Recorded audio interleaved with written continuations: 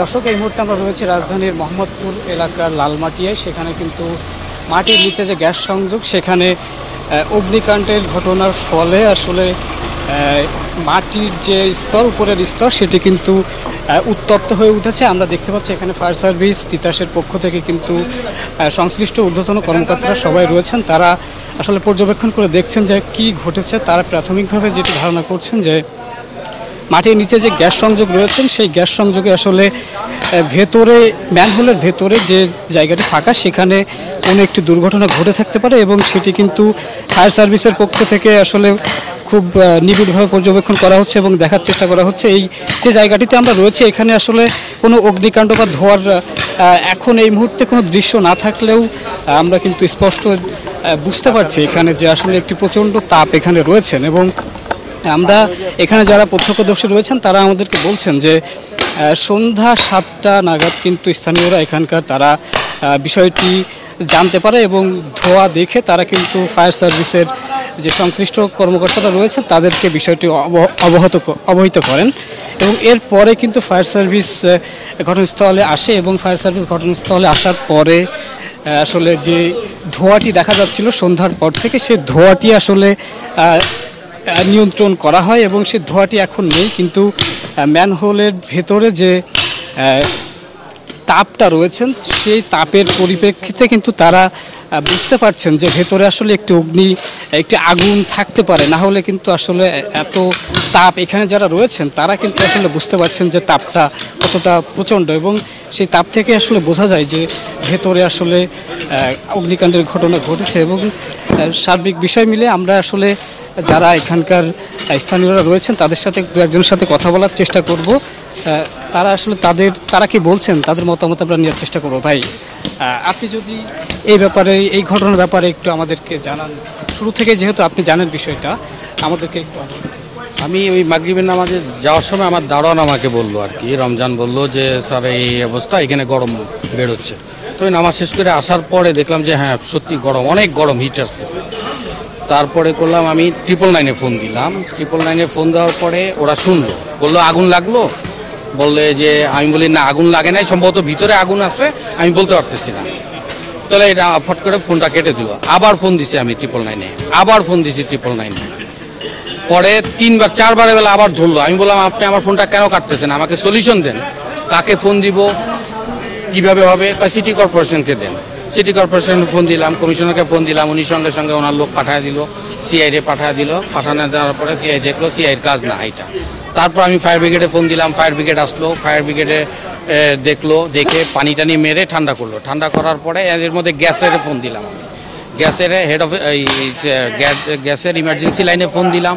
Phone দেওয়ার পরে গ্যাসের ওখান থেকে আসছে 2 ঘন্টা পরে, আর এই 5 ঘন্টা পরে এখন আবার কাজ ধরলো ওরা। আসার পরে ওরা একটা ইমার্জেন্সি কাজ, এটা একটা আবাসিক এলাকা, একটা মসজিদের সামনে কাজ, মানে এই আবাসিক এলাকা। আপনারা বলতে চাচ্ছেন যে তিতাস সেক্ষেত্রে আসতে সময় কালক্ষেপণ করেছে। তিতাস প্রায় 5 ঘন্টা পরে এসে কাজটা ধরলো।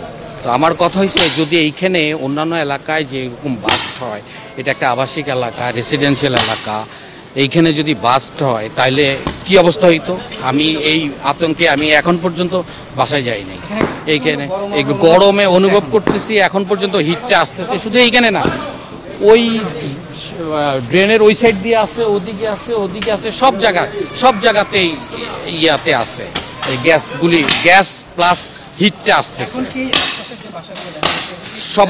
সবার গ্যাস বন্ধ করে দেওয়া হয়েছে, আমি বলে দিয়ে সবাইকে গ্যাস বন্ধ করে দেওয়া হয়েছে, বন্ধ করে দিয়েছে। এখন সবাই আতঙ্কে আছে, সবাই খুব আতঙ্কে আছে, সবাই খুব আতঙ্কে আছে, এই আর কি।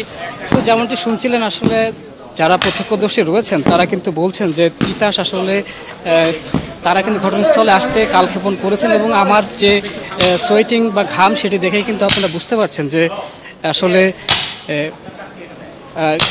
এখানে কি পরিমাণ তাপ রয়েছেন। এবং এই রাত্রিবেলা আসলে সূর্যের আলো না থাকা সত্ত্বেও কিন্তু প্রচণ্ড ঘাম হচ্ছে এবং এ দেখে কিন্তু বোঝা যায় যে আসলে এখানকার যে তাপটা কেমন এবং পরিস্থিতিটা কতটা ভয়াবহ হতে পারে। তো সব মিলিয়ে এই ছিল অবস্থা। এবং এখানে দেখতে পাচ্ছেন যে সিটি কর্পোরেশনের যে লোকজন রয়েছেন তারা প্লাস ফায়ার সার্ভিসের যে কর্মীরা রয়েছেন তারা কিন্তু কাজ করার চেষ্টা করছেন এবং জিনিসটা ফাইন্ড আউট বা দেখার চেষ্টা করছেন যে কি হচ্ছে নিচে, এবং এখানে রাস্তা খোঁড়াখুড়ি করছেন তারা।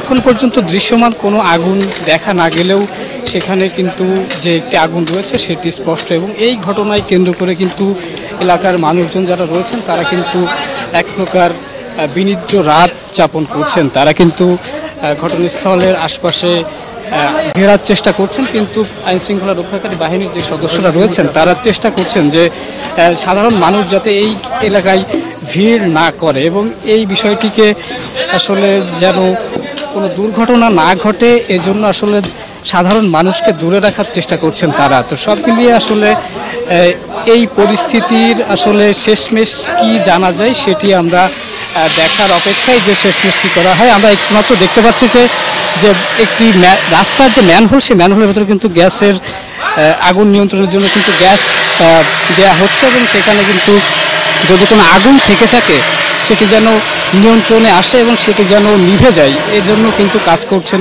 সিটি কর্পোরেশন, উত্তর সিটি কর্পোরেশনের যেসব কর্মীরা রয়েছেন তারা, এবং স্থানীয়দের আসলে দায়িত্বশীল পর্যায়ে যারা রয়েছেন তাদের কয়েকজন মিলেই কিন্তু এখানে কাজ করছেন এই বিষয়টা কি আসলে কি হচ্ছে সেটি দেখার জন্য।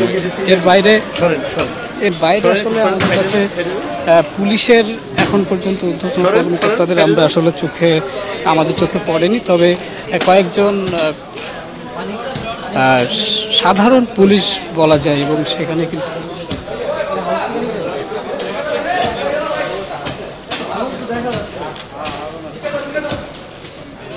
তো আমরা আসলে চেষ্টা করব যে ফায়ার সার্ভিসের কয়েকজনের সাথে কথা বলার জন্য। আমরা ফায়ার সার্ভিসের সাথে কথা বলবো, একটু কথা বলবেন আমাদের। ওকে, তারা এখন আসলে দায়িত্ব পালনে ব্যস্ত, তাই কারণে আসলে তাদেরকে বিরক্ত করাটা আমাদের ঠিক হবে না। তো সব মিলিয়ে তারা আসলে চেষ্টা করছেন যে বিষয়টি দেখার জন্য এবং কি ঘটেছে সেটি পর্যবেক্ষণ করার জন্য এবং সে অনুযায়ী ব্যবস্থা গ্রহণের জন্য। আমরা